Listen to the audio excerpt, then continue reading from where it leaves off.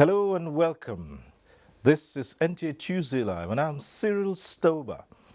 Now recently the National Assembly passed the much anticipated Electoral Act Amendment Bill 2021 after both the Senate and House of Representatives deliberated extensively on the report of the bill. The Senate also passed the harmonized version of the Electoral Act Amendment Bill 2021.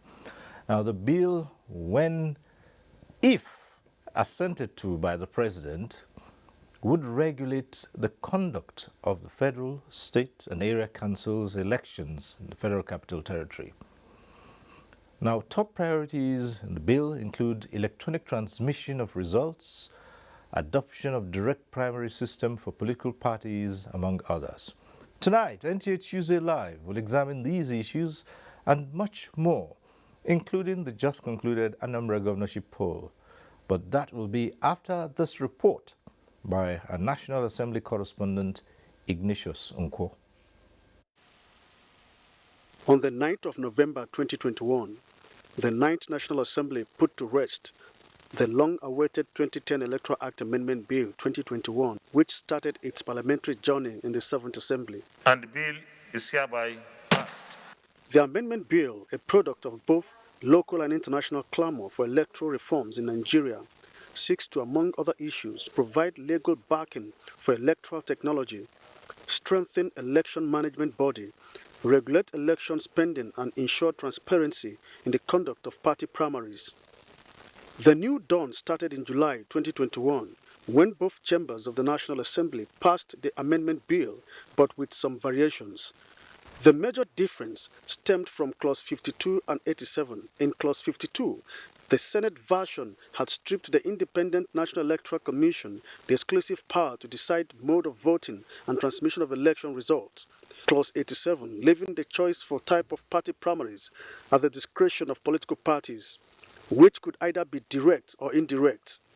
The decision by the Senate to subject INEC's right to decide mode of voting and transmission of results to the approval of the Nigerian Communications Commission and the National Assembly created dissension among some Nigerians.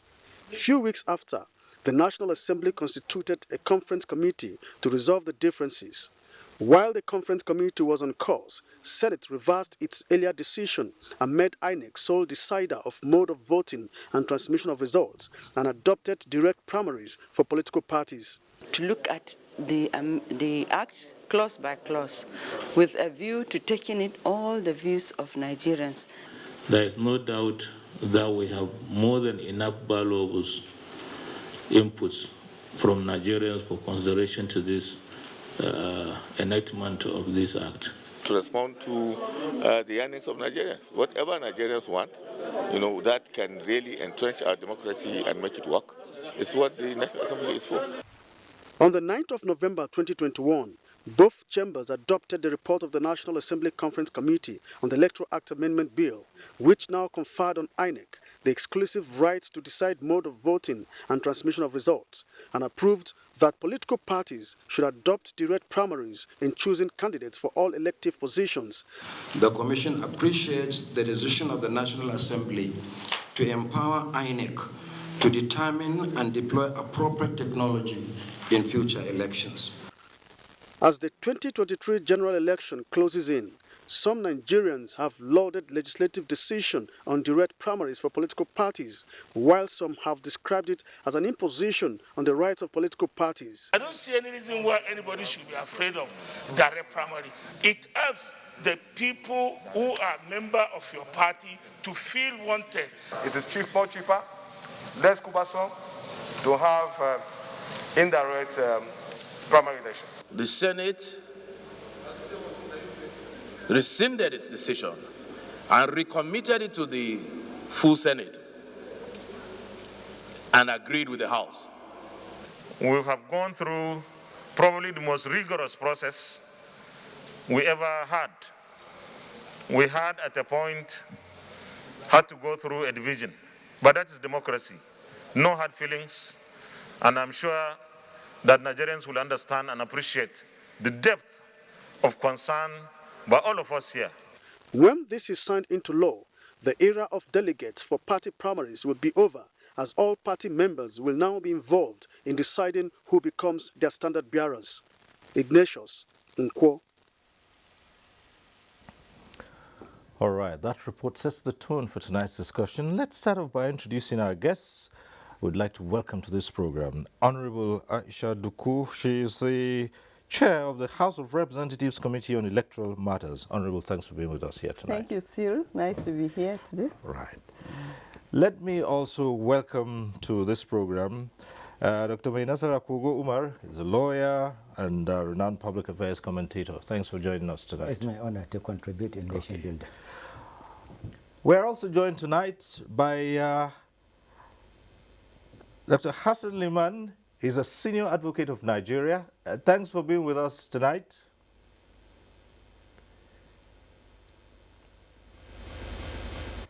Okay, let me also welcome Ezenwa Wagu. He is Chairman Partner for Electoral Reforms. Ezenwa, good to see you tonight.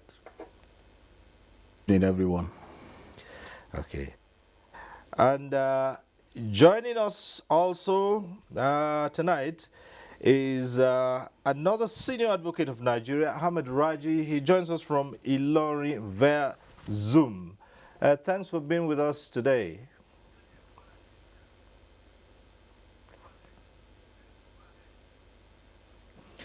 And we also have tonight joining us via Zoom from London, Daniel Boala.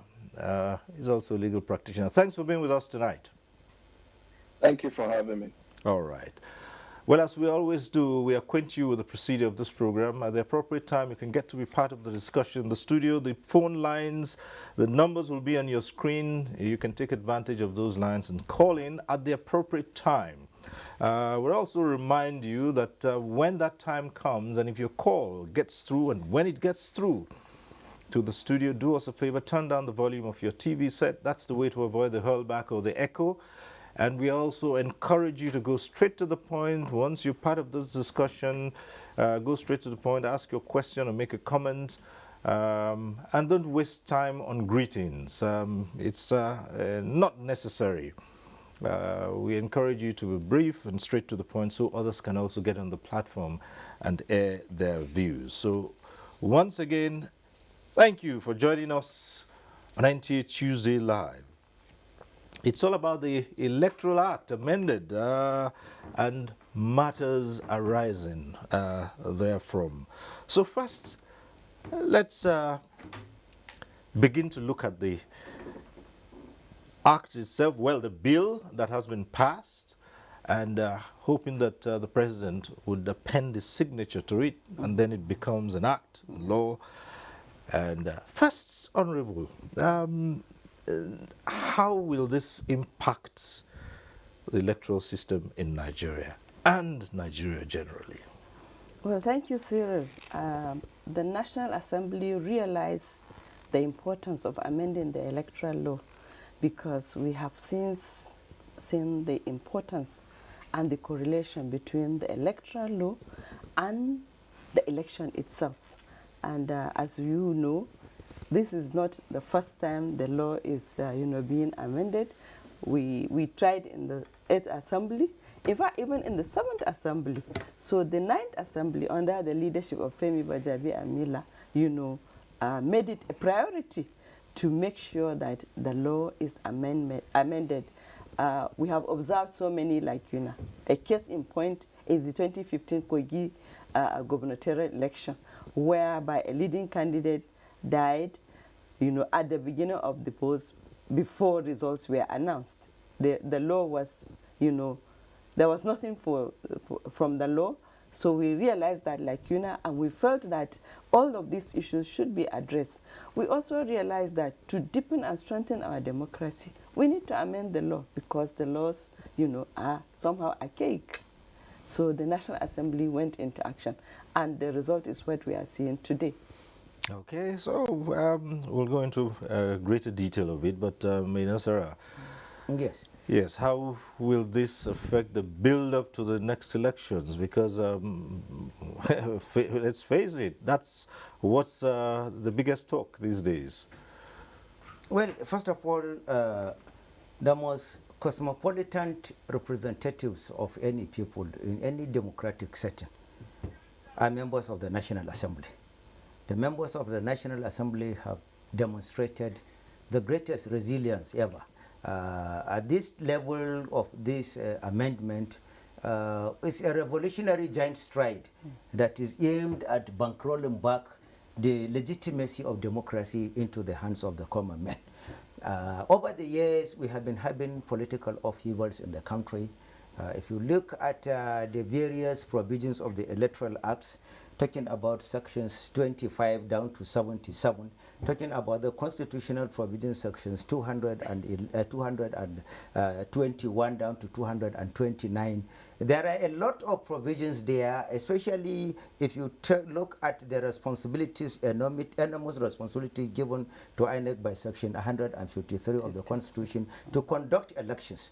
But now the seeming characteristics of the elections in Nigeria, going by the inability of the elections to produce desired people that are in tandem with the expectations and the desire of the common man, the National Assembly thought it wise to enrich and give a semblance of higher degree of acceptability in such a way that will reduce a lot of acrimonies, a lot of rancors, and at the same time to put Nigeria's democracy at its correct pedestal, Nigeria being the giant of Africa and the leader in the black world, so that other countries will be able to emulate our democratic experiences when it comes to matters of election. Fundamentally speaking, when you are talking about democracy, you are talking about electioneering, the right of the people to vote those people that matters. One of the important things the National Assembly has done is to bankroll that power back in tandem with section 14 subsection 1 that says sovereignty belongs to the people, so that people will be the determinants of who will be the leaders at the party level, who will be the aspirants, who will be the candidates, and ultimately who will be the ones to govern the people as the representatives of the people under the notion of democracy, as the government by the people, for the people, and in the interest of the people. So National Assembly really deserves extraordinary commendation from me for being up to this level of high level of statesmanship. All right, thank you very much. Let's go over to Ezenwa Wagu. You are a keen observer of the political space in this country. Let's hear your views. Well, I think what has been at play is the need to continue to show up inclusivity and electoral integrity, and so the legislation that the Electoral Act, as we continue to say, is one of the most amended piece of legislation that we have in our country, and often every legislative year there is a need to touch, and that's because we run an election that is law determined. We want to also join the world in improving in technology. We want to join the world in giving space for marginalized and disadvantaged groups in our electoral system. So what I see is that these amendments, if they come through, and it's important that we follow through at this point, because when this amendment was going on, we had called for that the Office of the Attorney General and the Minister of Justice should be embedded through the amendment process, so that we don't go through the back and forth that we saw in the 8th Assembly, where at the end of the day the President withdrew assent, and we ran into delays and all of that, and we had to get back to where we are now. We can't have a system in which every legislative year we are amending our Electoral Act. It also does not augur well. So we needed to get to this point where we are able to make sure that some of these far-reaching gains that we have seen in the current amendments are not thrown away through the reverse of some of the issues that are already gaining currency among Nigerians, issues around the direct primaries, issues around technologizing elections and the rest of them. So it is not yet Uhuru. election and electoral enthusiasts need to also put the pressure right now on the executive to do what is necessary to make sure that we have a law early enough so that in the current, the remaining off-cycle elections, FCT in February, or Osun and Ekiti, that some of the issues that will be thrown up with these amendments can be tested through before we get to 2023. Otherwise, we'll get to that point where we have to go back again to the National Assembly, and then the agitations will resume again. There are beautiful, beautiful things that have happened, and it's not just kudos to the National Assembly, it's also kudos to the Nigerian people who have insisted that they want an election that meets their desire. It's not necessarily to bring the best people, but it is that the process is one in which it is just, it is fair, it is equitable, and that everyone have a sense that the process of our electoral system is inclusive, accommodating, and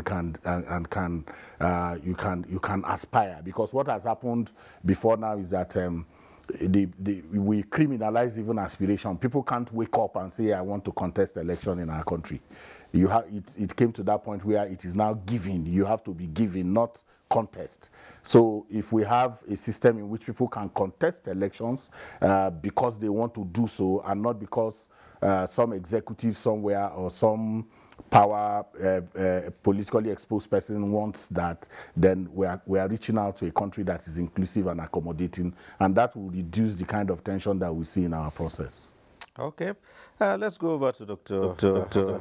Liman and ask, with what we have seen, what the National Assembly has passed, can we say this will likely deepen internal democracy, and not just that, the entire electoral process? In my opinion, what the National Assembly has done in especially amending Section 87 of the Electoral Act relating to the conduct of primary election is to return power or the right for the choosing of candidates of an election to the people. Hitherto this amendment, it is the political parties that decide either by indirect or indirect primaries. In most occasions, you discover that what the people want, or the candidates that people want, are not the candidates that are chosen to be presented at the poll.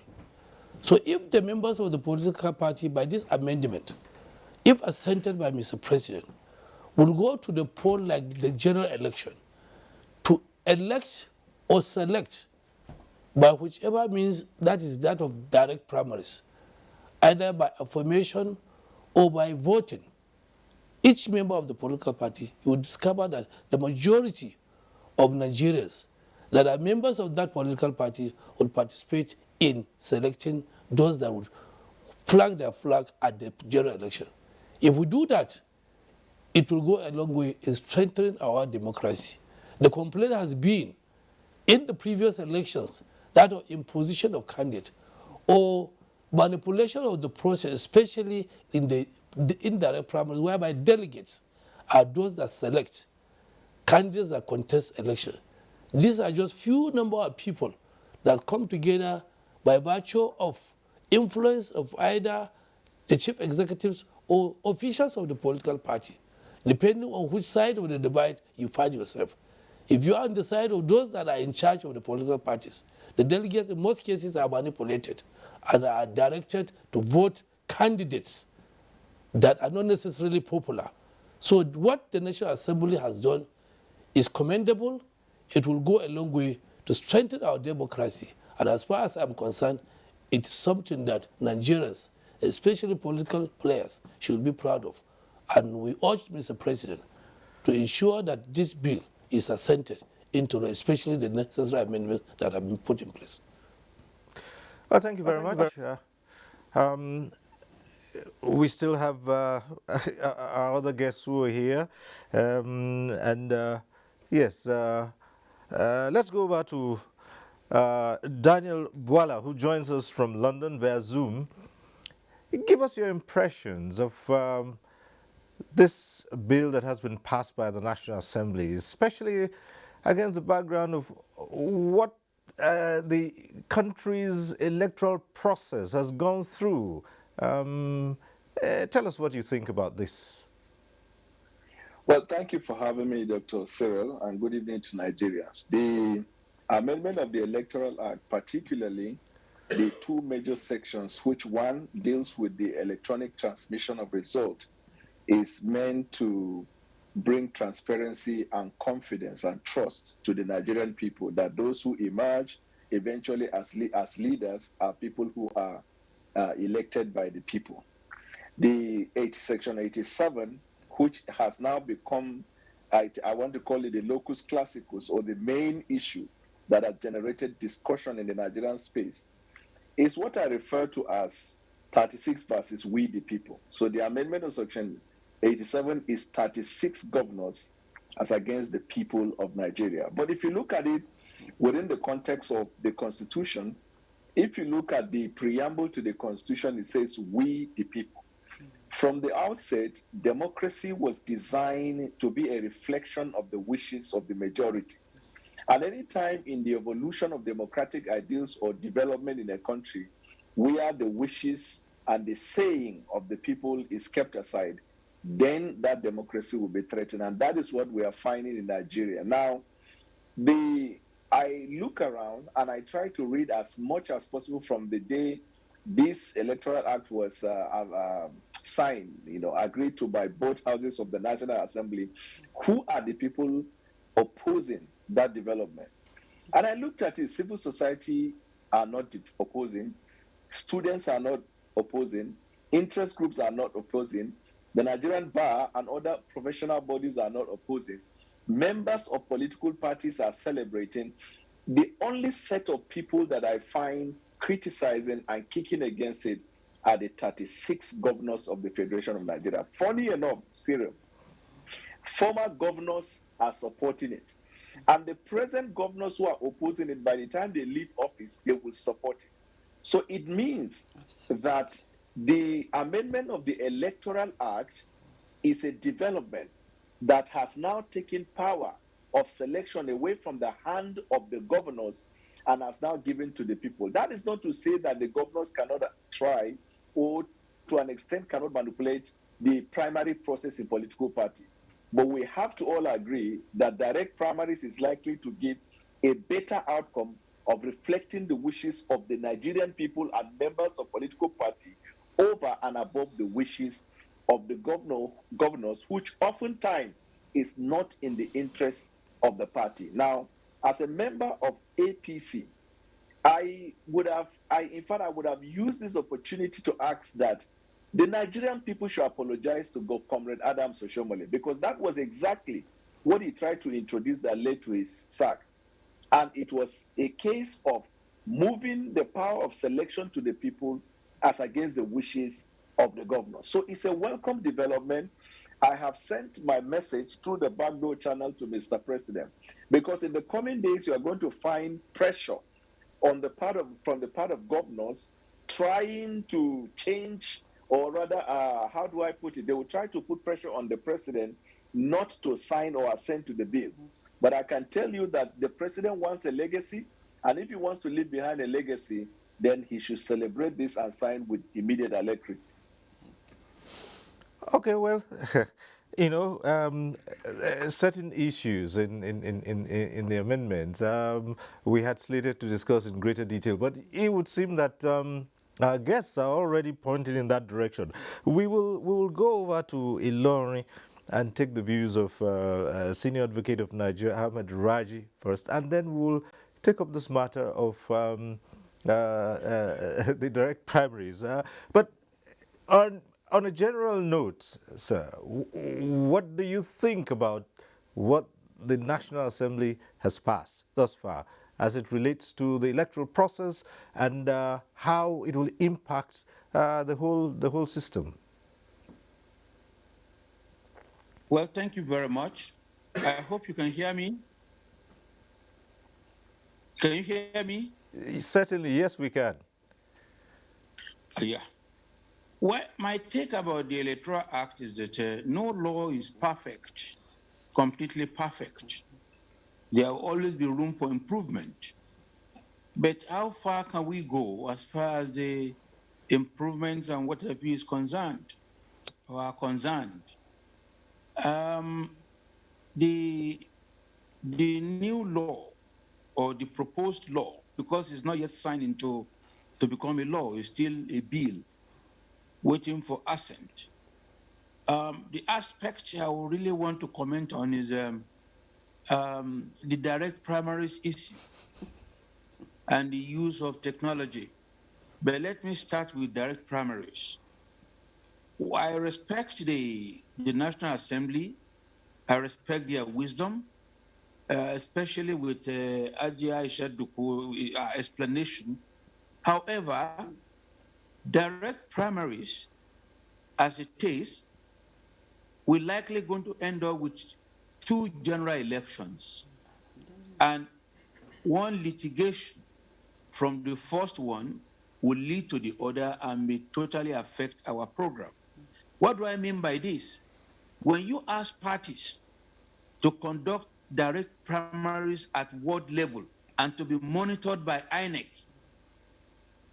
if challenges arise from direct primaries as is bound to be, where do they go? Then it will lead to a lot of litigations in court. Then it will be which list is the correct one, which list is not the correct one, and all those kind of things. And we all know the battle at the primary can be much more fierce than even the real election. So asking all members of the party to be converging at the wards to elect a candidate, we are going to have real challenges. And quite apart from this, we are talking of asking INEC to be monitoring it. From the bill or from the budget estimate of INEC, the government budgeted about 100 billion. And INEC is saying, no, with direct primaries and water view and technology, we cannot make do with anything less than 300 and something billion. So what about the cost implication? Is our life all about democracy in this country? When we have roads unattended, we have hospitals turning to something else, we have schools almost looking like piggery. So I think we need to look at it once again before we can embrace and look at the cost implication and the litigation implication of whatever method we are trying to adopt. I think our electoral system should be wary of undue interference in the internal affairs of the party. Let us liberalize it. If party A is not doing well, leave the party and then go to where your views may be respected, and not that they will now be having direct primaries. And assuming we have 30 political parties, you expect INEC to be going around all the wards to be conducting direct primaries for all the parties. I do not think is well thought out, with all due respect to the parliamentarians. And on technology, we need to be very wary because of our level of development. I will not say more than that on that. Thank you. Okay, well, now those 2 key issues have been brought to the front burner, and so we'll explore them further before we go into other matters, and particularly the question of the direct primaries for the political parties. And well, Honorable, you've heard one difference in opinion about the direct primaries. The National Assembly, of course, let's begin from the House of Representatives in discussing this matter, looked at all sides of it and felt that was the best thing to do. Now, the question here is that members of the House of Representatives are, of course, members of political parties. And did those views reflect the parties that you on whose platforms you all were elected on. Thank you very much, Cyril. Let me start by thanking the Senior Advocate of Nigeria, Raji, and to say that elections in Nigeria, as it is today, they are like war. You hear deployment of security, soldiers here, Air Force, police. During the 2019 general election, how much did Nigeria vote for security? If it's taken of expenditure, how much? It was billions, close to 50 billion. Now, the problem is from the political parties. What is the cause of voter apathy in Nigeria? It's because of imposition of candidates. That is why the Nigerian, population refused to come out to vote. So if they do not vote for the right candidate, they would rather stay at home. You can see it everywhere in all the elections. You don't have to mention one particular election. In all the elections where Nigerians show that, the only way they can show that they are not happy is, by just refusing to come out to vote. And if democracy is for the people, for God's sake, let us return it to the people to determine who should be in whatever position. Or if they do not want a candidate, let them be the ones to say, no, we don't want Cyril on that seat. Let there be the person we want on that seat. And it will, put the political parties back to their senses. Litigations will definitely come, but it will reduce substantially. We need to make sure that the political parties, are flooded by Nigerians that, carry their voters card and their party membership to vote for the candidates of their choice, not an imposition or not using money, or godfatherism, all of that will go with direct primaries. And that is the wish, and that is the thinking of members of the National Assembly. If we are to get it right, we need to strengthen the political parties. If we strengthen the political parties, we will have less stress in conducting elections. We've monitored elections in many countries. We went to a country where there was not a single policeman in a polling booth. And I had to ask, where is the policeman? And the lady said, oh, he came and said, if there's anything, we should call him. I said, when will I have those type of elections in Nigeria? For God's sake. And it is not because, there are no good-thinking Nigerians that want that sort of election. No, it is because they have not been given the opportunities. Now with this, the youth, will have their voters and party membership cards to vote. People living with disabilities, the women, and every Nigerian, will have the opportunity, as long as he's a card-carrying member of the political party, to vote and decide who should be in the position, that Nigerians want. And that will lead to the better roads, good education, good health that the senior advocate wants. It is when we entrench good leadership that all of that will come in place automatically. It is because we do not have the wishes of the people. That is why we do not have what the people want. Well, that's all right. Let me put this direct to you. Oh, yes. The governors met and expressed displeasure over this particular bit we're talking about. I'd like you to even look specifically at the governors of the governing APC through their spokesman, who gave some reason, and a number of analysts have been trying to understand that reason, and they said they're not supporting it, and they cite an executive order signed by the president which prevents public gatherings as one of the reasons why, if they were to hold direct primaries, then they would be breaching that executive order. But some analysts have said, but that's strange, because the governors have been attending political party rallies and things like that, which are public gatherings. So why would the governors decide that direct primaries are not in the interest of the people? Well, fundamentally speaking, democracy gives everyone the avalanche to ventilate his position. But constitutionally speaking, there is nowhere in the Constitution of the Federal Republic of Nigeria where you have a provision called Governors Forum. whether you call it Governors Forum, Progressive Governors Forum, APC Governors Forum, Northwest, Southwest, Southeast Governors Forum, all this is an anathema to the constitutional provision.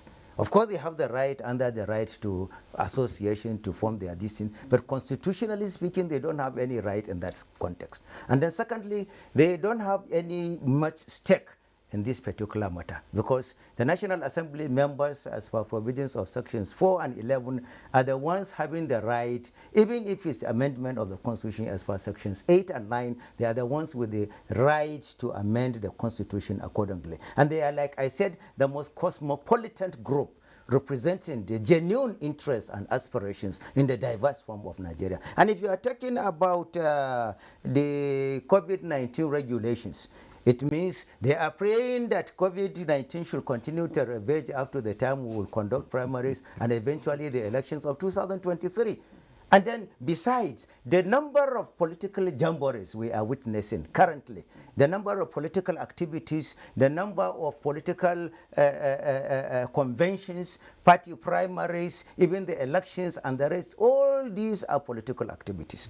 And there is no politician, especially those at the level of the governors, that attends social functions, marriages, religious, cultural and other events without really expecting tumultuous reception by the people there for their destiny. And then where were they when so many fundamental things, the same executive orders passed by the president, were flouted by them? For example, it is in the interest of deepening the democratic experiment in Nigeria that the president signed executive order and gave autonomy for the legislature at the state level. The same executive, a different executive order signed by the president to granting autonomy for the judiciary at the state level. And at the same time, if you take section 7 of the Constitution, which gives a very, very fundamental tier of governance, the local government structure, it says give them their autonomy, even though I even don't know the reason why the president is even sending the grants of the local government through the governors. He should take the Obasanjo model and then refuse to send any grant of any local government as far as the government refusal to conduct local government elections as provided by the Constitution and give independence to elected Democrats at the local government level there. So where were they? They refused to. They even went to the extent of even instituting legal action against the president in court. These people are supposed to consider the fact that they are custodians of entrenchment of democratic norms and principles, democratic humanism and social justice as provided by the Constitution in sections 12 down to section 17 of the Constitution of the Federal Republic of Nigeria. But unfortunately, individual or class interest is trying to becloud the overall objective of service to the interest, a service based on the interests and aspirations of the common man. This experiment, if allowed to pass, for example, it will even polish the quality of the political parties will have. Most of the political parties now do not even have membership register at the ward level, at the local government level. But by the time you now say that people must go there and queue, it must compel the political parties to strengthen the grassroots democratic experiment by ensuring that at the local government level, at the town level, at the state level, at whatever level, there is a compendium of the list of bona fide members of that political parties. And then they will have to this will continue to ginger activities at that particular level. And then for whosoever would like to serve at the level of the local government chairman, at the level of the member of representing his particular constituency, at the state assembly, becoming governor, house of representatives, senator, president, or whatever, should be able to test and evolve from the grassroots level upwards. And that is how he will be able to be speaking things that are in tandem with the interests and aspirations of the common man there. And the politicians will have to go to the nook and corners to cross over the rivers, to cross over the bridges, to cross over whatever, and then discuss with the people. Because leadership, governance under democracy is a symbiotic relationship between the governed and the leaders. So that you will be able, they will be able to say, well, these are the things we would like to come and do for you, for your constituencies. And then the other people would now bring about conditionalities. If we are to elect you, and then if they fail, They will even find it difficult to go back there after 4 years because it is mandatory on them to go there and then canvass the support of the district. So common men, the real electors, the ones at the grassroots, the ones President Buhari promised that he will bankroll democracy back into their hands and shoulders whenever he is elected into the president. He should rush and sign these things and fulfill that promise so that democracy will really be deepened, so that the genuine meaning of democracy will be seen, not democracy as a governance by proxy. As I were, two things for you quickly here. It was one of the big political parties that expressed displeasure with the direct primaries. I recall holding an interview right here in this studio, and specifically it was the PDP that expressed displeasure. But now it would seem that the party has been joined by the governors who are from diverse political parties. This time around, one party is getting the backing of governors, both of the PDP and the APC. That's one aspect I want you to look at. And secondly, given the argument by the senior advocate Ahmed Raji that it would make the whole process unwieldy, what do you think? Well, first, I just want to put a context to this. I think that I am getting a bit worried that to think that people are giving the impression that we have a do-gooder National Assembly.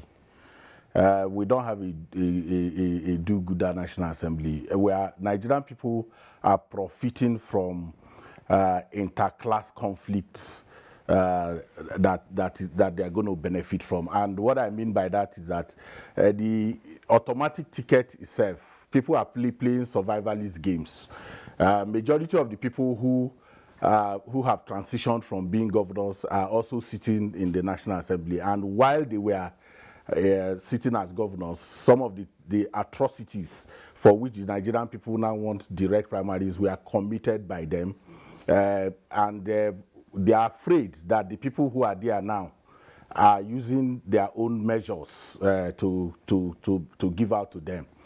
So we need to be careful in contextualizing all of this so that we don't play out this feeling that there are some nice democracy-loving folks who are now excited about giving power back to the people. So having said that, I think that our desire for democratization, deepening democratization, stems from the fact that the people, not just the people who are there now, first and foremost ambushed the structures of the parties. They took over from Obasanjo presidency till today. They ambushed the party machinery and structures and then appropriated to themselves the title of leaders of the party.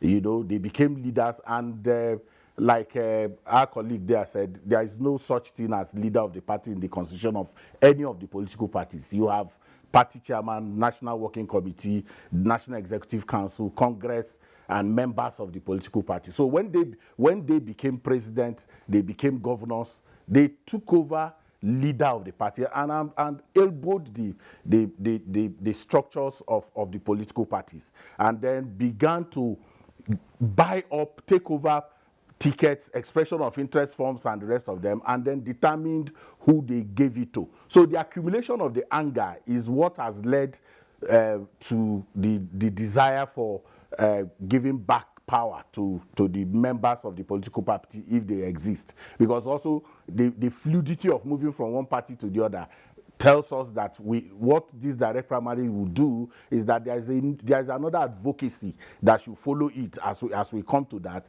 to ensure that there are truly members of political parties, people who will pay dues, people who will pay dues, who will support those political parties, who will not be brought to conventions and congresses, and an individual will not be the one ferrying them from one point to the other. So going to direct primaries is important, but let us give it context. As to whether it is unwieldy, I think that argument is neither here nor there in my opinion, because if INEC has offices in the local governments. There is INEC offices in all the local governments of this country. And if we are not having a general election or off-cycle election, oftentimes they have nothing doing. So we can put them to work to now monitor. And when you say monitor, they have no role. They are just observers with some little powers, you know, to oversee what's going on. They have no role in those party primaries. It's just to observe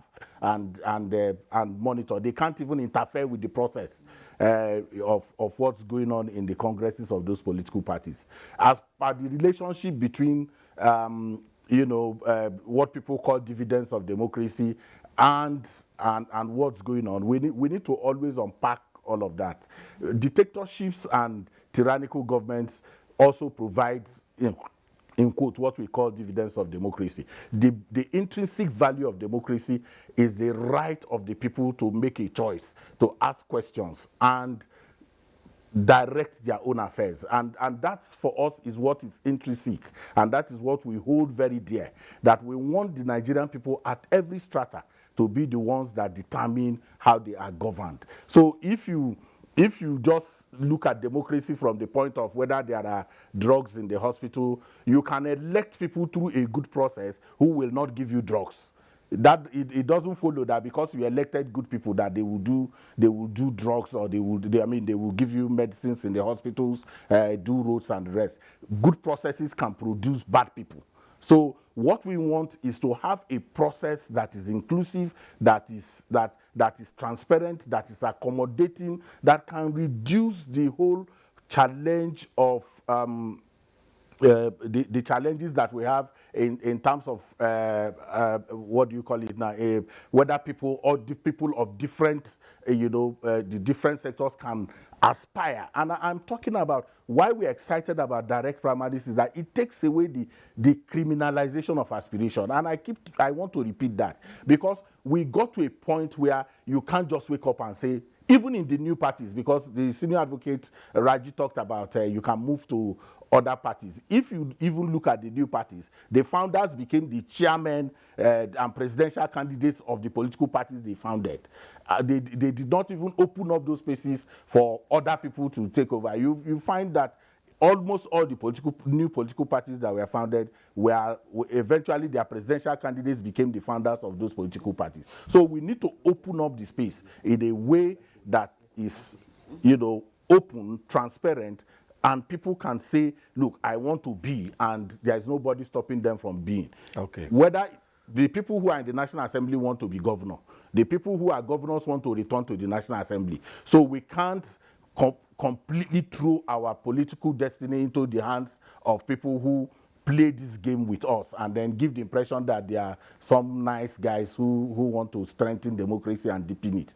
It's about survival for them. Is indirect primaries tied to automatic ticket, or we go the direct primary, and that's what is playing out, and Nigerian people will benefit from it. Okay, we have a number of reports, and we'll start off by taking this very one from Lagos. Nigeria has evolved in its quest to attain a globally acceptable electoral process. Every election has been a litmus test, presenting opportunities to tweak and rejig the process of electing new leaders. The Electoral Act Amendment Bill 2021 is a product of such prospects and major provisions centered around changing the spectrum of electoral process to inject more democratic tenets and embrace technology. The good motive is that the National Assembly is trying to make elected officers to be accountable to the people. So giving the power of election during a primary election back to the people. In all the clauses harmonized, Clause 52, which makes provision for electronic transmission of election results, and Clause 87, as regard the adoption of direct primary for nomination of candidates by political parties, have been generating reactions. It might reduce money influence in politics. Because if there are no delegates to be camped in one hotel, I know that every party member is going to vote during the primaries. Then, if you decide to distribute money, that will just be charity, because you wouldn't really know who will vote for you. And you really must be a money bag to be able to induce all the voters, all your party members. Experts say these provisions and others are likely to engender equal participation and stimulate interest of the public in the nation's electoral process. If electronic transmission of votes is fully entrenched, it is likely to encourage people to vote.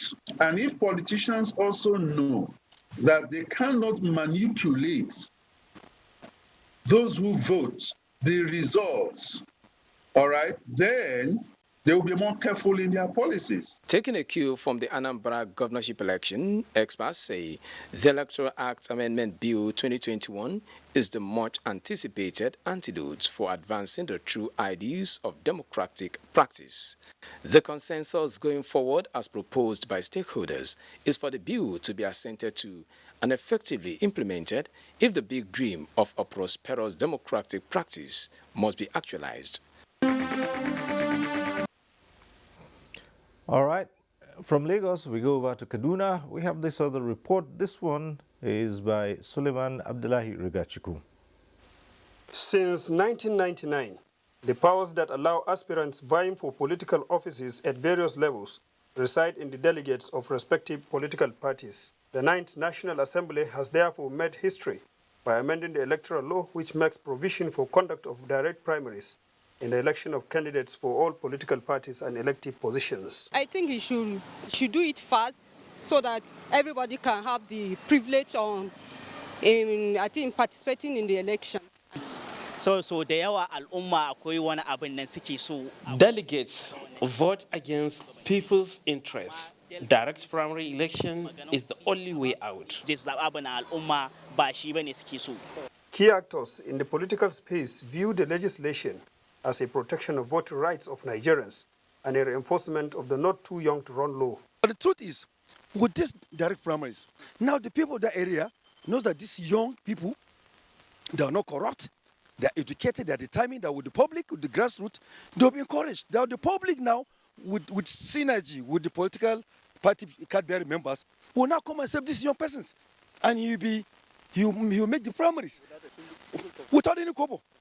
Everybody to have hands in fixing a candidate. All members, all card-carrying members, I think that is the best way, or the best for us, the best in PDP, and not only in PDP, or for all political parties. I hope the young people will take opportunity that is presented, the opportunity presented now to participate actively because the future belongs to them. As Nigerians passionately await presidential blessing on the bill, political observers say the need for electorate and party members to rally round the amended electoral law remain key to the growth of Nigeria's democracy. Suleiman Abdullahi Rigachiku in Kaduna. Our next report, still on the same subject matter, comes from Port Harcourt, and it's by Kingsley Amajiri. The Anambra governorship election has been won and lost, with lessons for Nigeria's future elections. INEC modified its accreditation system with the introduction of beavers to replace the smart card readers. This is also expected to serve as a prelude to the much anticipated electronic voting when the amended Electoral Act is finally signed into law. INEC, they've improved, if you ask me, to my own judgment, but there is still some grounds to go. Whereas there were initial hiccups, but the performance of the beavers at Ihiala local government area supplementary election to some gives hope that the commission can get it right. The electoral system in Nigeria is taking a toll every day. So I still want to advise that continually we will get there. Before this what is going to transpire in 2023. So any loophole that needs to be put in place will be done now.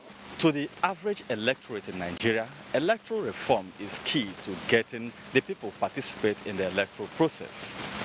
With the desired electronic voting, many believe that this will help in curtailing the issue of ballot box snatching and the alteration of the decision of the people at every election. With what happened at Anambra, if they allow the general election of 2023 to go that way, I think there's hope for the country. because I've not heard about any violence there. I've not heard about ballot box snatching. If everybody, if me and you agree that we are going to do or use the electoral system, and everybody is now looking at what will happen, silent and watching who will win, you see that things will go easy without even wasting time. They will not even waste time to be counting 4 days, 5 days, and get the result. No. If you want to come with the electronic voting system, invariably you will disenfranchise my brothers from carrying out their civic responsibilities, except the manual and the electronic voting system has to go cap in hand. That is just the right way to do it for a start. However, the relative low turnout compared to number of registered voters in that state, to analysts, is an indication of weak political consciousness among the electorate to decide who lead them.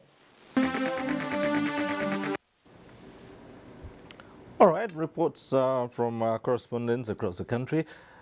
Another aspect of this amendment that has generated debates across the country is that of the electronic transmission of results. And let's come to you, Dr. Hassan Liman.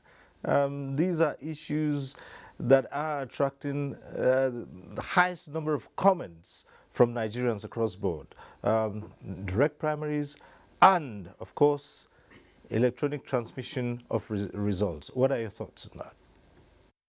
The issue of electronic transmission of results has to be viewed from the point of view of what is it that the electors do at the polling unit or at the polling stations.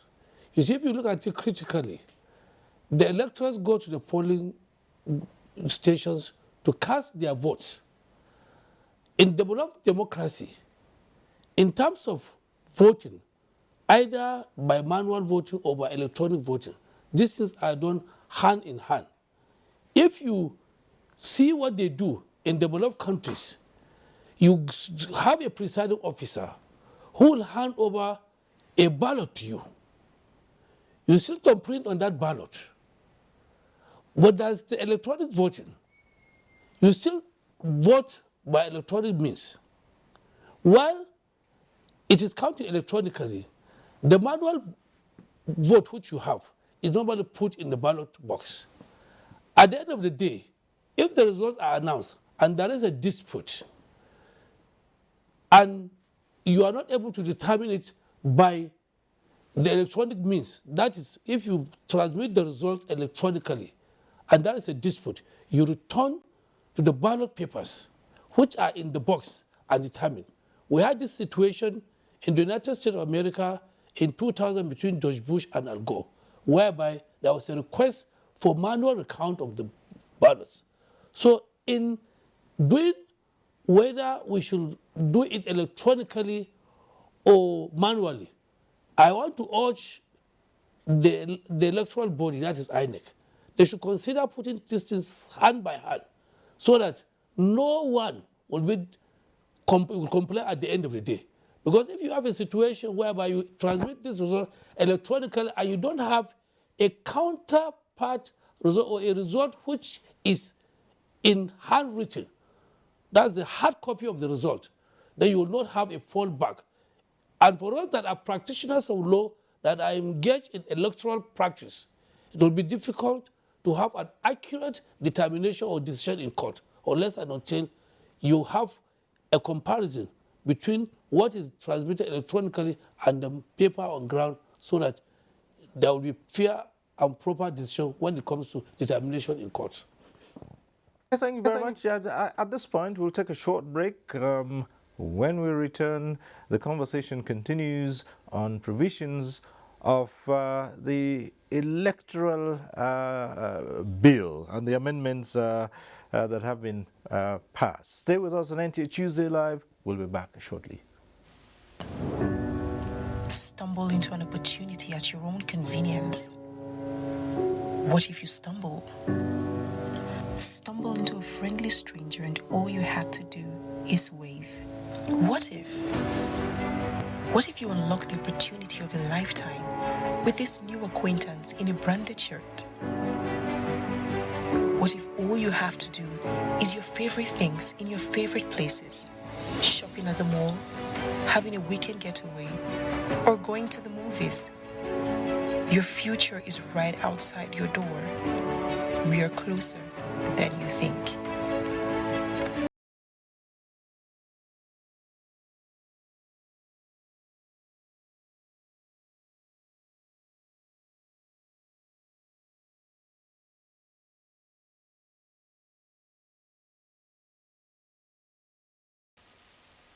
Nigerian youths are about the greatest asset the country has at the moment. It is therefore not surprising that the administration of President Muhammadu Buhari is strategically responding to the yearnings of the youth through multiple projects and programs. Youth entrepreneurship support years by Bank of Industry, the Youth Investment Fund by the CBN, and several other conditional cash transfer programs. Recruitment of 774,000 social workers, majority of whom are youths, and so many other projects that are beneficial to youths directly or indirectly. If the administration can do all this, definitely with a degree of patience and time, it can achieve more. Nigerian youths must come together to say no to terrorism, no to vandalism, and no to all disruptive tendencies. Hashtag Youth for Greater Nigeria. Pacifying the youths, unifying the nation.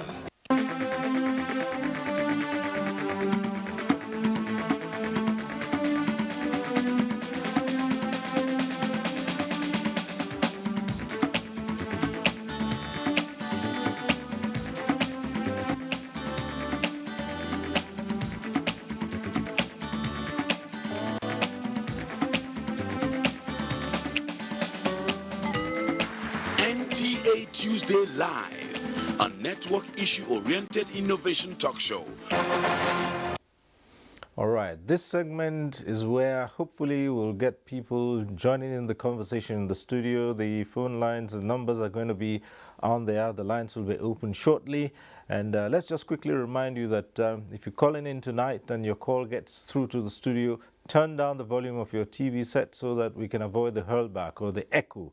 And do go straight to your point. I would like to encourage you to just go straight to it and not bother about greetings. That way we can get more people on the platform. So we start off and we go straight over to London to join Daniel Bwala once again, and taking the issue of electronic transmission of results further. One or two comments have been made, and some people, yes, they see it as a good thing, but then they say leaving things at the discretion of INEC. Does it not lead to a situation where the electoral management body can decide what to transmit electronically and what not to? You know, when this proposal was made, the House favored the unfettered power given to INEC to determine whatever means necessary, electronic or whatever means that is necessary in carrying out the operations of voting.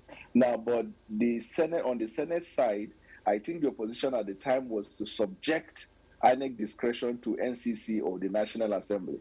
At the end of the day, when they had this joint meeting, they now resolved in favor of the House of Representatives proposal with a minor amendment and bringing that of the Senate. The idea behind it is that INEC oftentimes, you know that in Nigeria, from 1999 till date, when we go to court and begin to contest election to say it is marred with irregularity, the reflection of the votes of the people did not show, usually people come to vote.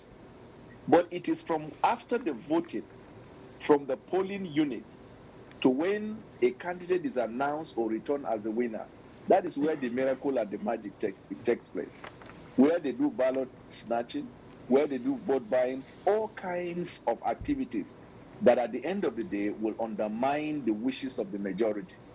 And so when they introduce this idea of electronic transmission, it's not electronic voting, because INEC has been conducting electronic voting since. It is the electronic transmission of the vote, so that between the polling unit to where it gets to the final destination, we will not give room for those who undermine democratic ideals to take control, which is the usual practice here.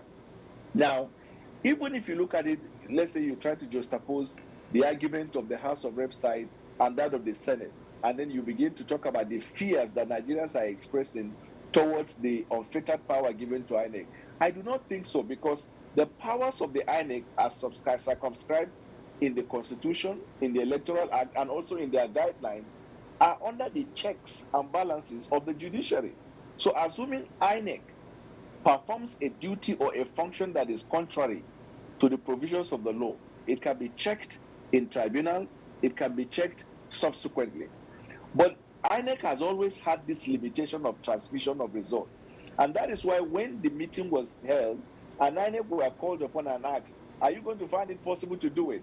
INEC said we are well able to do it. In fact, we've been doing it in all the off-season elections, transmission of electronic voting. Now, we are even talking about e-Naira, and some people are saying we cannot transmit the election result electronically. Banks, if you go to First Bank or Union Bank, you will see that they are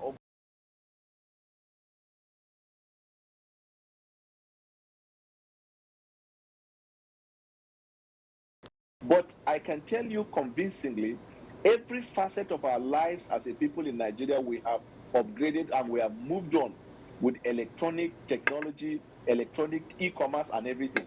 But when it comes to election, we are happy to tell the world that we are still toddlers. We are happy to tell the world we are still babysitting. We are happy to tell the world that we have not come of age, because it is exactly at that spot that people who undermine democracy in Nigeria operate. So I support the electronic transmission of results, which has now become a law awaiting the assent of the president. And I can tell you, if the president signed this into law, by 2023, you are going to see a marked reduction of electoral fraud and malpractices in Nigeria. Thank you. Let's go over to the senior advocate in Ilorin and ask his views on the matter of electronic transmission. And I also would like you to talk about the other side of it, where people say it's we don't have that prowess to be able to do this. That's assuming that Ahmed Raji is still with us there at the from Ilorin. Okay, we'll try and reconnect with you and establish that. But by Nasara, there are two ways to this. So one group says, fine, it's good. And others say, look, we're beginning to worry about transmission of results electronically. If you recall the arguments that went back and forth, INEC saying they're quite capable, and the NCC expressing some reservations. Now I want you to look at that. Also, some who say the experience of beavers in the just concluded Anambra elections goes to show that there are still some questions about doing things electronically. Yes, the Anambra election is a litmus test to see as to the capability and the integrity of INEC to conduct elections electronically. And then the Anambra elections is a rehearsal theater for what we project to expect to see in 2023. This issue of transmission of elections electronically or manually or whatever is only reinforcing what the Constitution has already given to the INEC as per the schedules under Section 153 of the Constitution of the Federal Republic of Nigeria, talking about the powers conferred by the Constitution on INEC to conduct elections. Therefore, those powers are not subjected to anything. INEC is an independent National Electoral Commission. They are having the unflinching powers to conduct elections in the way they believe is in the interest of Nigeria's deepening democracy. That is one. Secondly, if you look at the whole scenario, the argument is based on trying to sanitize and enrich the quality of the democratic power play. The issue of ballot box snatching, the issue of electoral manipulations of results, the issue of this normally happens from the collation level to the time of the announcement of results. And by the time the collation, the transmission is done electronically, number one, it will speed you up the time limit within which it takes to announce results of the elections. You discover that at times people will be left in apprehension, taking a number of days or a number of even some weeks before you get election results announced. At times it also you will take it will even take some days before it even reach collation center, owing to topographic differences we are having within the country. And by the time it is now adopted electronically, automatically within a matter of few hours, you will be able to see results coming out, and you will be able to appreciate, people will be able to say, yes, this is a reflection of what we have done at the polling centers, not really up to such a time when,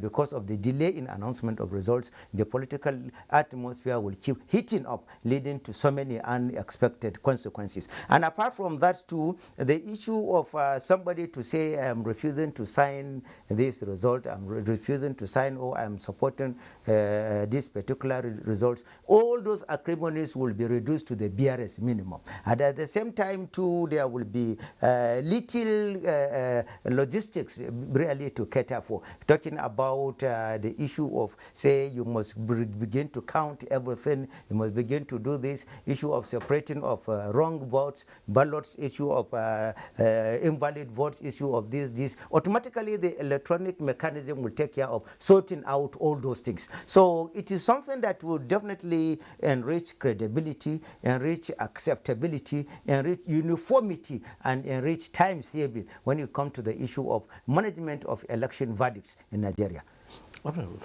Yes. Yeah, speaking of this other aspect of it, and seeing a few examples of how some people, in fact, at some of the elections where the results were transmitted electronically, people say, fine, you can keep abreast of what's going on. You can at least have an idea of what's going on, those figures. Even though INEC has not officially announced them, you can see it right there. And if there's a drastic change in it, then you know something has happened somewhere. Yeah. And of course, you know that Nigeria cannot be left behind. It's a global world, and it's a global village. What is happening in other countries, even smaller or bigger than Nigeria, is everything going electronic. Yes. And so we cannot be an exception. Right. And we have to move, you know, at par. And then looking at our position as a leader in Africa, we cannot afford to, you know, to lag behind while the whole world is going, you know, towards technology. And where there are issues, even the manual will also, you know, confirm the electronic. We've seen that even in the US election. You have seen where Donald Trump said he doesn't want, he wants the vote to be recounted, you know, and not agreeing. And also that is possible in Nigeria. So we cannot afford to lag behind. So we must go electronic. The lines are already open. I think our first caller, if you're still there, Michael, calling in from Delta, right? Hello? Yeah, I subscribe to the idea of electronic voting. The reason why I should subscribe to that idea, because so many persons have been lost their confidence of their right choice because of nothing of ballot votes and all that. But there are some another ingredients that we need to add to this. For example, the rural area, when there is no network.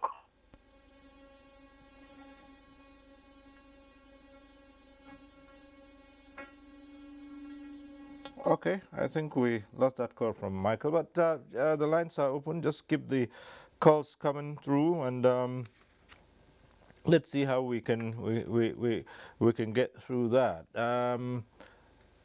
SMYS, we're talking about the issue of electronic transmission of results, and some people have asked that perhaps it would have been better to say it's not just discretionary powers this time, that it must be transmitted. The thinking is, what if you have an electoral body that is headed by someone who is not too forward-looking? Yes, it could be all right now, but you don't know who's going to head that body tomorrow, and might decide that, okay, this election I don't want to transmit electronically, or that election I don't want to. What do you say to that? I think all of what is happening is that we are responding to trust deficit in our electoral process. And INEC, for me, has continually worked to shore up trust and confidence in the electoral process through the introduction of, different processes that can help achieve that. If you remember, first we had the smart card reader. The smart card reader was, we were touting it all over the place as the game changer and all of the rest. And then we suddenly found out that voter identity theft continued even under the smart card reader, where you still had people who claimed they have up to six voters cards and the rest of them. So you needed now to shore up the integrity of that process with a facial identification, if I might which just is why ask we you now to have pause the a while bimodal. here. Let's see if we can get this call from Kaduna through. Chris calling in from Kaduna. Hello, Chris.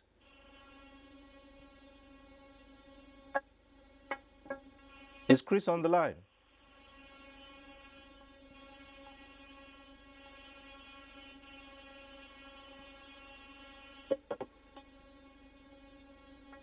Chris, go ahead. We're waiting to hear your views.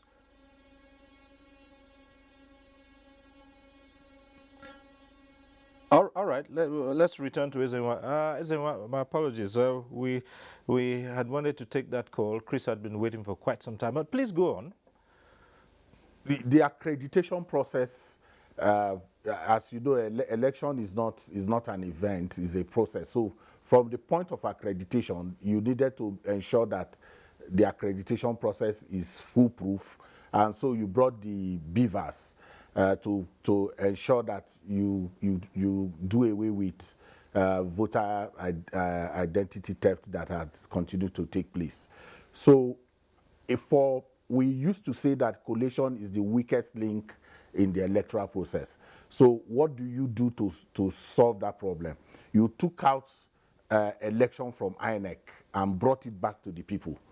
And why did we do that? Because before that time, electoral officers within INEC could determine who won an election by writing results and, just distancing themselves from what happened at the polling unit level. So INEC introduced the Form E60E, which we call the people's result, the big poster result, which it mandated all its presiding officers to paste at the polling unit so that people can take photographs of that and then compute if they like. But when that was not happening, because a lot of those officials were not pasting those results, we now got to the point where we are talking about electronic transmission of results. It does not take away the paper trail. It only supports the paper trail, because that point needs to be made. Because the impression that is given often is that once you transmit results electronically, you do not now need the paper trail. The paper trail comes, but electronically it is already from the polling units to the RA, the registration area. The result is already waiting for you. So when the paper trail comes, it's used to be sure that what happened at the polling unit is what you have transmitted. So it is the way to go. There is no running from it. But there is no country that has done wholesale introduction of technology the way we are doing. I know that INEC started small by testing it in Nasarawa and the Isoko constituency election that took place. And it was just about 87 polling units in Isoko South 1 constituency election. So taking it to Anambra, where you had that large scale, introduction, you need that now to see the challenges that came with it. So in principle, we do need to go technology. We need to go electronically, but we must also scale it up gradually. We shouldn't go to that point where we get exuberant and think that we will paper over the challenges that we know confront us.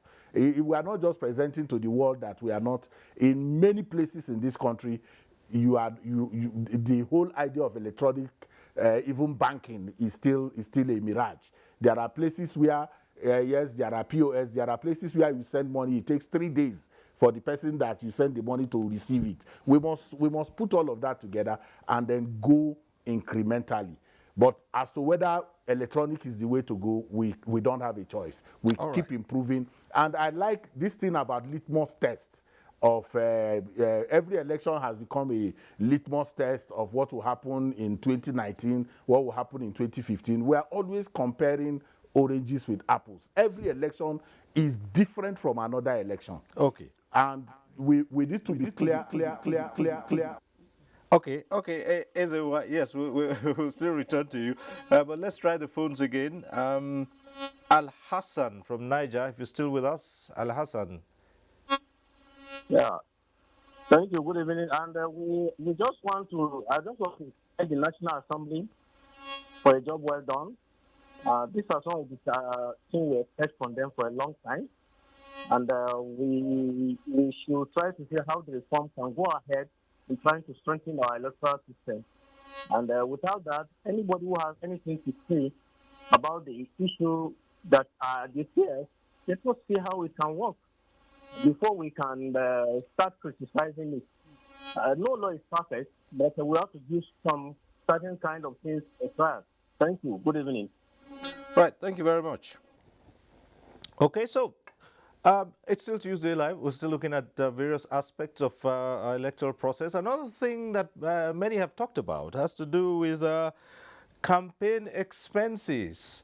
Let's go over to Dr. Hassan Liman. The question of campaign expenses. There are those who would readily tell you that it's only the rich who can run for elective office in this country because the young people we so credit with being the leaders of tomorrow cannot afford to throw their hearts into the ring, except they are sponsored again by what we have come to know as godfathers. In other words, people who would in the future manipulate the system. What can be done in the case of the huge expenses that we see people incur just because they want to serve? Mr. Cyril, the issue of campaign expenses has become a major problem in our electoral system. There has been an attempt over the years, especially going through the various electoral acts that have been passed and amended severally by the National Assembly. At every point in time, we try to peg how much each of the candidates, that is, at each level of election, either at the area council election, at the House of Assembly, governorship, National Assembly, and the presidential can spend. But with all due respect to the members of the National Assembly, what we do and what they do in terms of legislating, the amount of money that will be spent at an election is not practical. Because you discover that a whole constituency in the presidential election, like the Federal Republic of Nigeria, you are limited, for instance, the president spending just about 1 or 2 or 3 or 5 billion naira to campaign around the country. It's not feasible. Election, we know, is a very serious business, and it takes a lot of logistics. You need to spend a lot of money to ensure you go around the country in campaigning. How do we resolve this? The Electoral Act has legislated and even criminalized that if you spend above certain amount of money, you will be prosecuted and convicted in court. But since those provisions are inserted in the Electoral Act, has there been any enforcement or implementation? The answer is no, because we are not practical. So we need to look at those provisions and liberalize it to see how individuals will be able to raise funds, for instance, like they do in developed countries, by fundraising and the rest. It is not easy to go through all this hawk, and then at the end of the day, you are being accused of overspending in an election, which we know practically is not possible because there's so much money involved with the issue of election. So these are areas that we need to look very critical in whether or not the provisions as contained in the Electoral Act are realistic provisions or not. As far as I'm concerned, most of the provisions in terms of campaign expenses are not realistic, and we need to look at those provisions critically, Mr. Cyril. Right, let's go back to the phones. Sunday is calling in from Taraba. Hello, Sunday. Go right ahead. Hello, sir. Good evening. Yes, where I want to comment is on the issue of the party screening and direct primaries, where candidates must have bought their form to contest election, and all of a sudden the party screen them out because they know that they don't have power at the primaries where the populace will be the one to vote in choose their people that will vie for the positions. So if that power is still vested on the parties, it's like they've not done anything from the legislators because the party, any slighted mistake, they will screen the person out. So in this case, it's like let the legislator look at that aspect of the power of screening from the party. And I don't know whether the Electoral Act also captures transmission of vote from the primary ground. Because if it doesn't capture vote, that is transmission of voting from the primary ground, is another thing. They will count 1, 2, 3. While writing, they may write 10. So you look at the whole system will still be like before again. So let them look at the power of screening and then transmission of results from the primary ground, which I think will help. Thank you. Right, thank you very much. Surely that is election expenses, and what Sunday has just introduced should ordinarily be the function of the party, and all this is going back to the question of internal party democracy, which is lacking most times. Yes, Section 223 and 224 of the Constitution gave the parties those responsibilities. But when you are talking about the election expenses, Section 91 of the Electoral Act talks about the limitation of election expenses. But that is paradoxical because whereas Section 153 gives INEC the power to regulate the election expenses, there is one fundamental area of problem. Enforcement and then prosecution for offenses, electoral offenses. Section 194 of the Electoral Act rests is on INEC. And then INEC internal lawyers or any other lawyer are hired by INEC to prosecute. When you look at that carefully, it is conflicting with the provision of the Constitution. When you talk about sections 150, 174, 147, it rests the power on the Attorney General of the Federation. That is again where you have conflict between provision of the Constitution and provision of the Act. The provision of the Constitution prevails. And that is where INEC is important. Whereas it has the power to do these things, but when you see the enormity of the electoral offenses committed, and then vis-a-vis the capacity of INEC to finance prosecution of those things, and then whether or not there will not be any conflict with the provisions of the Constitution, you understand. So these are some of the things that are making things seemingly difficult in Nigerian context. You see people committing offenses going about without any penalty inflicted on them. Even if there is, for example, the penalty by the court, you will discover that the time limitation, if it is taken to regular courts or the tribunals or ultimately regular courts, you will discover that it will reinforce the essentiality of the need for us to have election offenses court or election offenses tribunal, so that they will essentially be handling electoral matters. Otherwise, election petitions will keep delaying, the fruits of victory regarding whosoever will ultimately be the legitimate winner. Solomon from Delta is calling in. Hello, Solomon.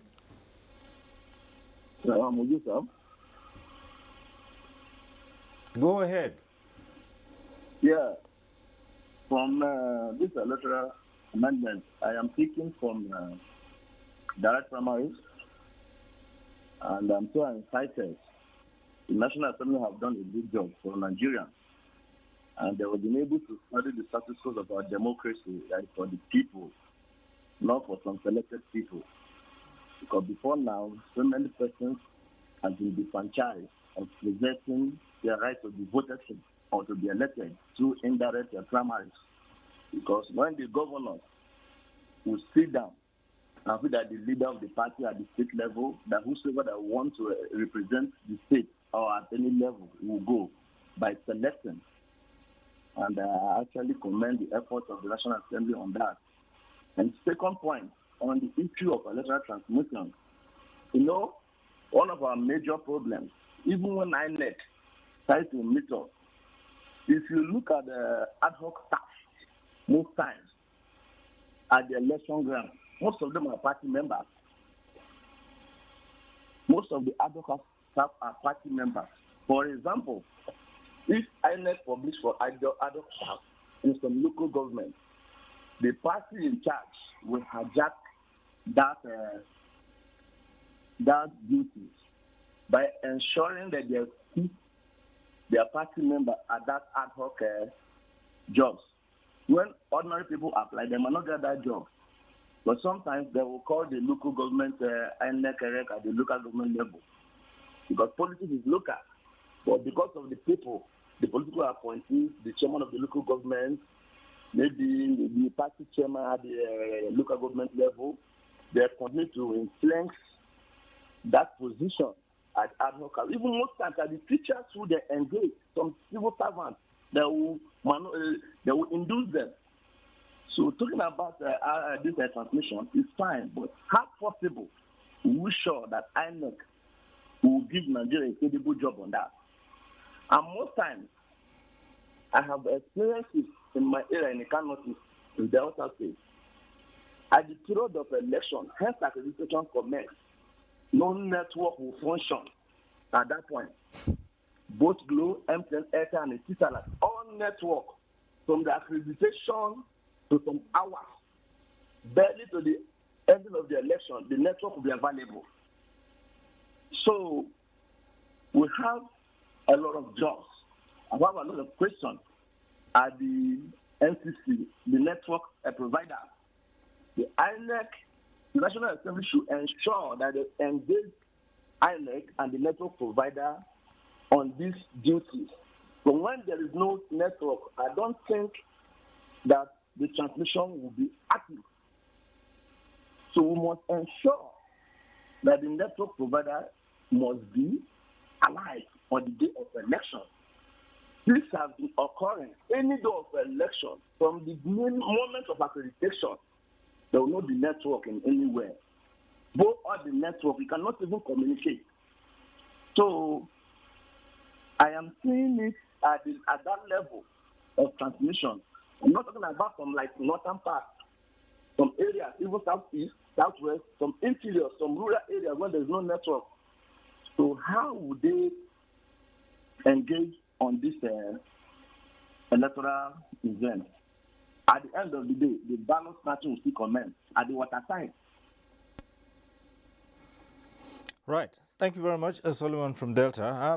Let's go back and speak with Dr. Daniel Bwala from London. And we're talking here, we're expanding the discussion on the expenses, campaign expenses. Politicians spend hundreds of millions to get into office. I mean, easily you can even see, even from President Buhari, at the time he was going in for the ticket, he couldn't, as he said to us then, he couldn't even afford to pay what his own party was asking. And this cuts across all the parties. You are a party man. How do you get out of this quagmire? Most people want to call it that. Right. I also paid 7 million and I obtained funds with my party. And my money was never returned when the party later changed its mind from direct primaries to sending names of candidates to INEC as a conclusion. But you see, we keep harvesting ideas towards making a better election in Nigeria with the hope that anytime election cycle comes and goes, people will really say that this is a reflection of the votes of the people. For example, with respect to spending, in America, people even spend more, but the monies that they spend in America are in advertising. So, for example, when you hear there is a Super Bowl going on, the halftime Super Bowl advert that goes for less than 20 seconds might be up to $5 million. But they spend the money in advertising. In Nigeria, on the contrary, these monies that you hear that their politicians are spending, they are spending the money by paying people to catch ballot, to buy votes, ballot snatching, and all of these activities that are inimical.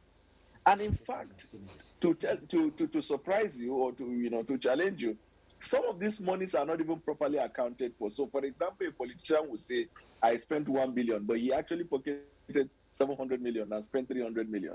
But because any amount that is mentioned or brandished in election can be acceptable, sometimes you even give money, you cannot have the money back.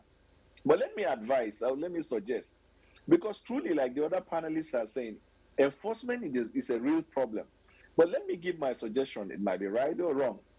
One, with respect to putting a ceiling on how we can ensure that people do not go beyond the ceiling. Now, we agree that overspending is criminalized, right? So if we amend the Electoral Act to take away that criminal liability and make it a civil offense, so that, because prosecution, INEC can't do it, the police can't do it, the Office of the Attorney General can't do it, it's just so massive. And then you come to the issue of proof.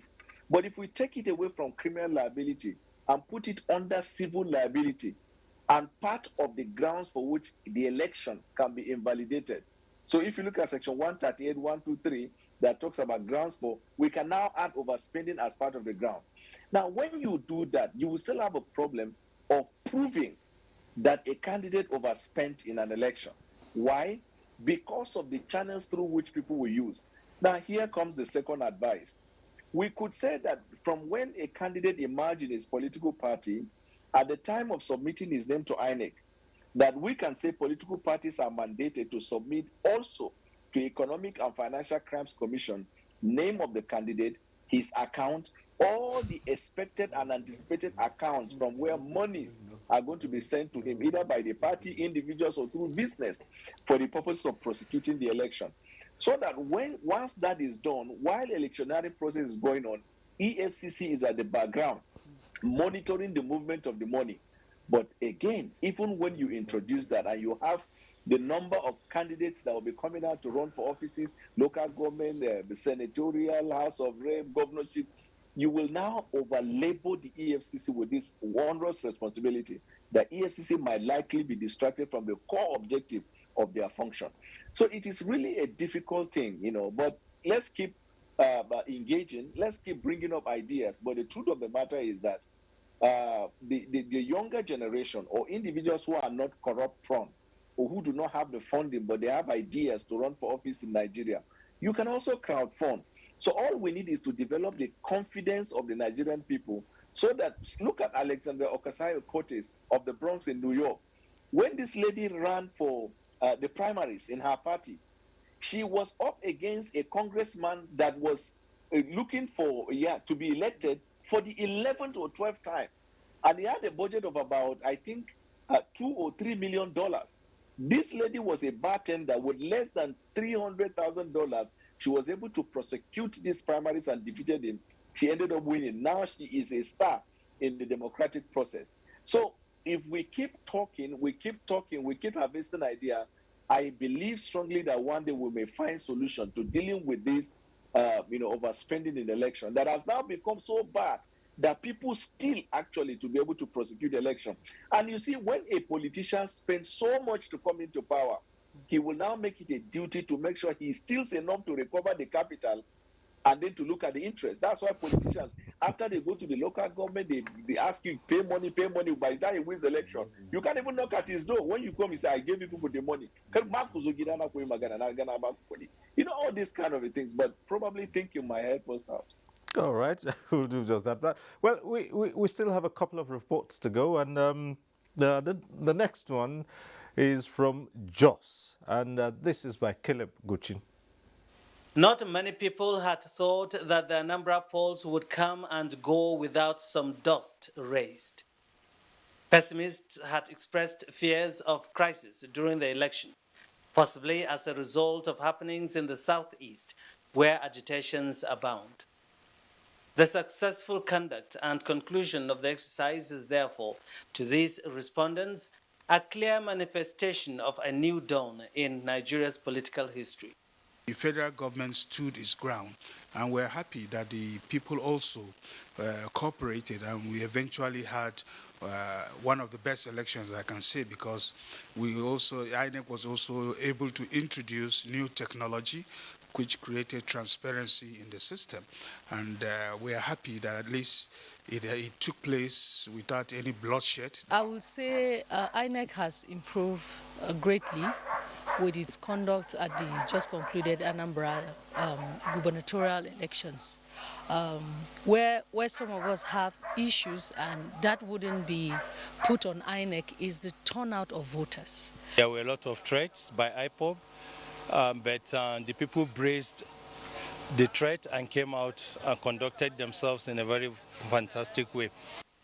They expressed optimism that going by what transpired in Anambra, Nigerians should look forward with hope that their future is in their hands. Professor Charles Soludo clinched the governorship ticket after defeating his other contestants in the elections with majority votes in 19 out of the 21 local government areas of the state.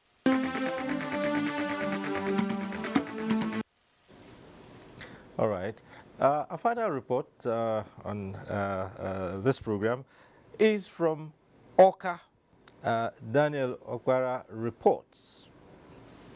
The just concluded Anambra State governorship election was indeed a litmus test for the Nigerian democratic experience. In the build-up to the election, many political pundits were skeptical about the exercise as the atmosphere became charged, following security threats from some quarters, a development that places enormous responsibilities on the security agencies.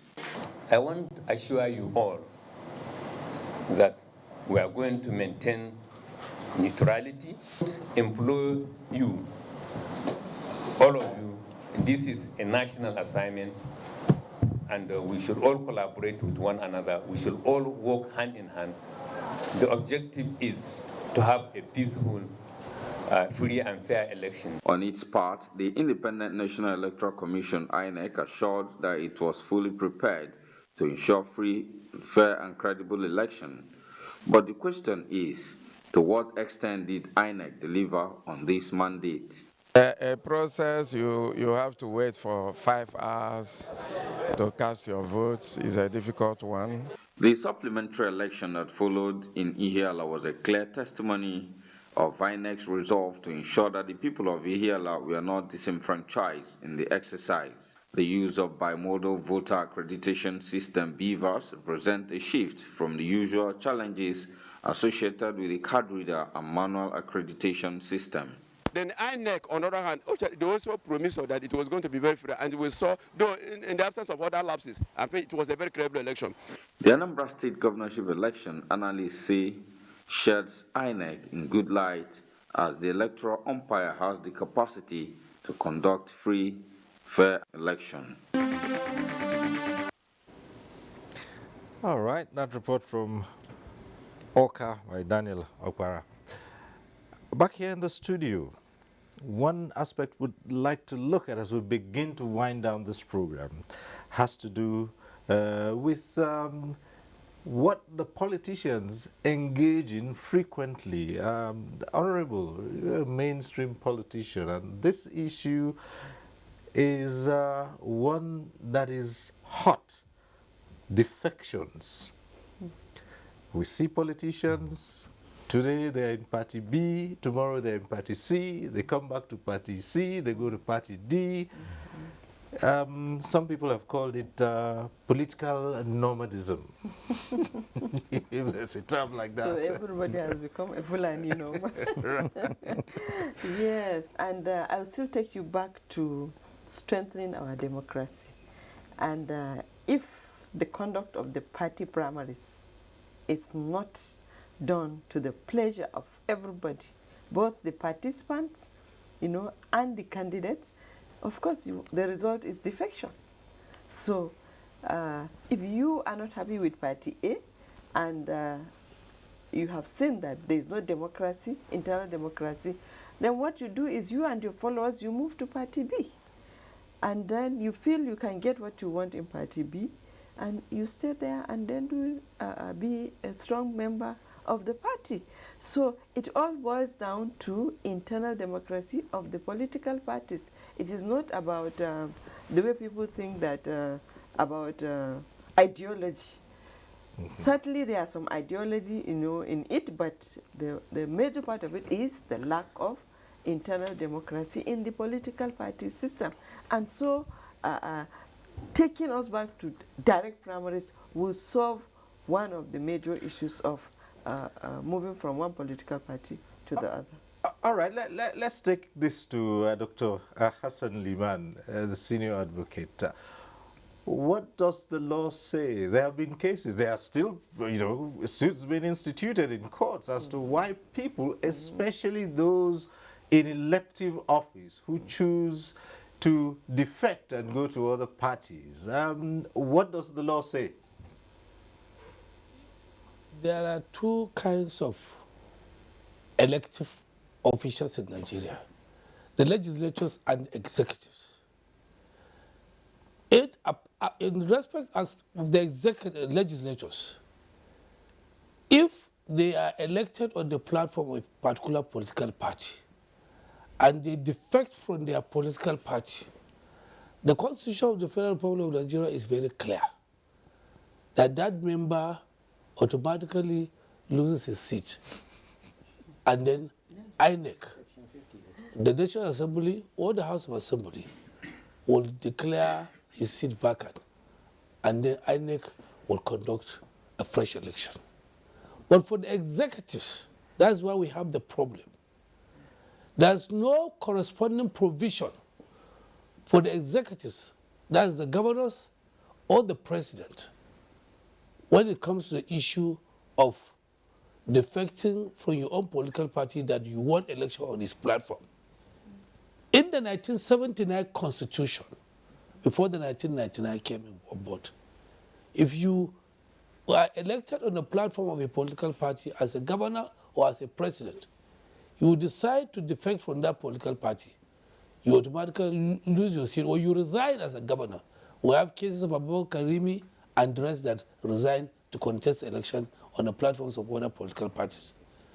But even in terms of the legislatures, you discover that it is even difficult because we have a situation, especially in the National Assembly, whereby depending on the side that, especially in the majority, you see members moving from one party to the other.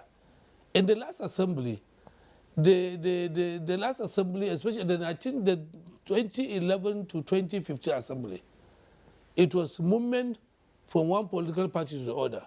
In this assembly, it was movement from another. But it has become so difficult for the leadership of the National Assembly, or at state level, to really understand what is the purport of the provisions of the Constitution as it relates to defection.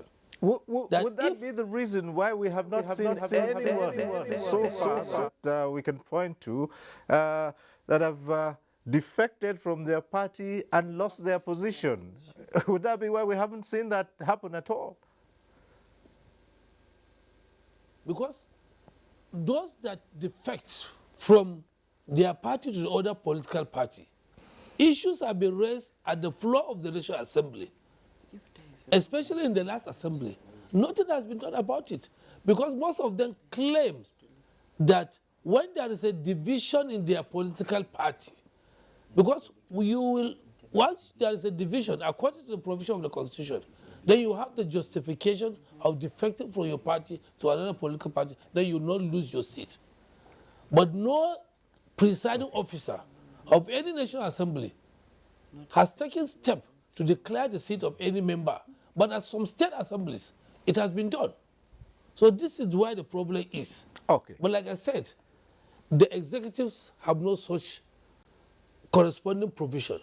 So unless and until the members of the political party, especially elected officials, decide to follow disciplinary procedure and respect the constitution of their party, believing that I came into this office by virtue of the membership of my own political party and respect the party, will continue to have problem. Because if you look at it more critically, the movement is so much that there's no longer respect for the party. People term political parties as no longer ideological political parties. Political parties have become platforms to ascend or win election to position of authority. If they win the election, and that is the end of the day, they don't mind about the internal democracy or the discipline of the party. All right. Thank you so much.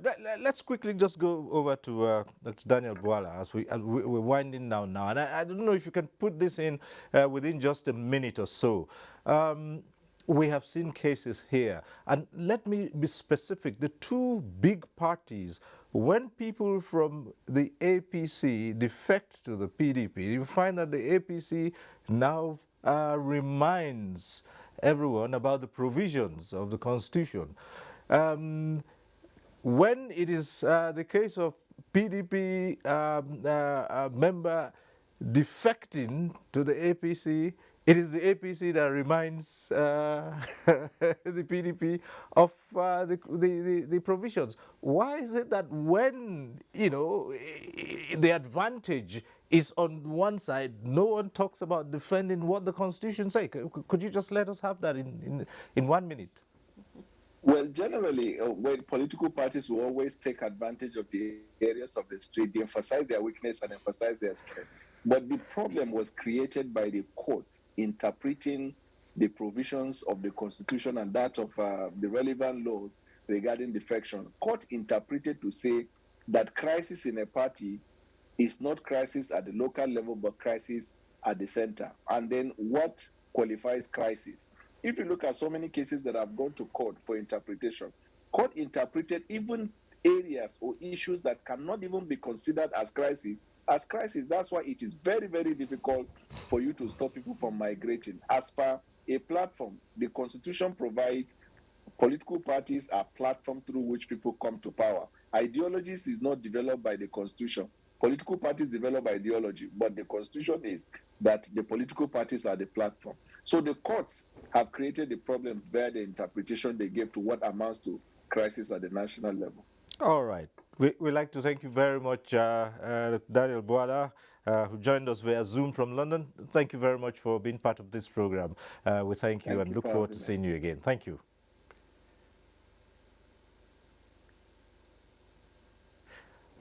All right. Back here in the studio, quickly, Maina Sarah, this matter just in 1 minute. Well, in 1 minute, simply, the Constitution is very clear. Section 58 is the one that talks about this issue of defection. While it is talking about the right of the people to defect, it put condition. Condition is that there must be division within the party. And that is the reason why politicians are orchestrating unnecessary acrimony so as to have the basis to defect. Where there is this seeming division, then it is legitimate and the Senate President cannot do anything. Even the courts will have to sanction that it is right to defect. Okay, sometimes you can have a storm in a teacup translates to a crisis. All right. Yeah. Well, I'm afraid that's where we have to leave this discussion. I'd like to thank all our guests very much. Dr. Hassan Liman, Senior Advocate of Nigeria, thank you very much for being part of the discussion in this program. Ezewa Wagu, Chairman, Partners for Electoral Reforms, thank you so much. It's always a delight listening to you, bringing your views to this program. Thank you for being here. And we'd like to thank you, Maidasara Kugo Umar. Thank you so much for being here. We have enduring democracy in Nigeria. All right, amen. Honorable Aisha Duku, House Committee Chairman on Electoral Matters, we'd like to thank you for sharing your thoughts with us tonight. Thank you, too. All right, thank you. And that's our program tonight. Thank you for watching. Next week, we'll be back with NTA Tuesday Live. I'm Cyril Stover. Continue to stay safe.